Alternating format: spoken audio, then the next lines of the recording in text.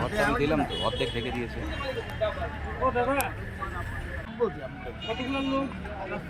দেখো তুমি এইটা ভিডিও করো, এইটা ভিডিও করো।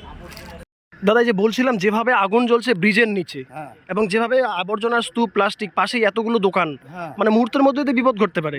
1 মিনিটে ঘুরতে পারে। সোনাপট্টি যেভাবে উড়ে গেল ওইভাবে ঘুরতে পারে। এখানেও ঘটনাস্থলে আমরাও ব্যস্ত ঘটনাস্থলে, কিন্তু লেকিন এখানে ওরা ছুঁই